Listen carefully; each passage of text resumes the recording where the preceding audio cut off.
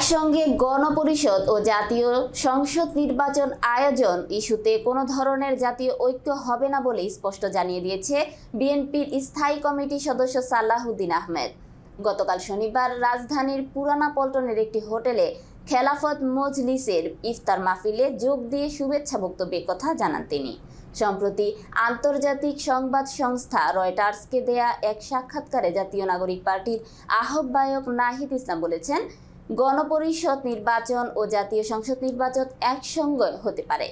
তিনি মনে করেন, গণপরিষদ নির্বাচনের মাধ্যমে একটি নতুন সংবিধান প্রকৃত গণতান্ত্রিক প্রক্রিয়ায় উত্তরণে সহায়তা করবে। বিস্তারিত ডেস্ক রিপোর্টে। গত বৃহস্পতিবার ৬ মার্চ প্রকাশিত ওই সাক্ষাৎকারের কথা উল্লেখ করে সালাউদ্দিন আহমেদ বলেন, গতকাল দেখলাম আমাদের রাজনীতিতে আসা নতুন বন্ধুরা একটা নতুন প্রস্তাব করেছেন, কিন্তু রাজনীতির একটা অভিধান আছে যেখানে আমরা পলিটিক্যাল গ্রামার বা ডিকশনারি বলি, সেখানে ওই রকম কোনো শব্দাবলী নেই। যেমন একই সঙ্গে গণপরিষদ এবং জাতীয় সংসদ নির্বাচন হতে পারে যদি জাতীয় ঐক্যমত হয়, এরকম একটা কথা রয়টার্সকে বলা হয়েছে। বিএনপির স্থায়ী কমিটির এই সদস্য বলেন, গণপরিষদ হচ্ছে শুধু রাষ্ট্রের সংবিধান প্রণয়নের জন্য একটি ফোরাম। সেই ক্ষেত্রে যে কোনো জাতীয় সংসদের এখতিয়ারই হচ্ছে A to Z সংবিধান সংশোধন করার এখতিয়ার। সেখানে আমরা শুনলাম সংবিধানের ব্যাপক সংশোধনী, এখানে সেটাকে আমরা নতুন সংবিধান বলতে পারি। এটাকে যদি আপনাদের মন চায় নতুন সংবিধান বলতে পারেন, আমাদের কোনো অসুবিধা নাই।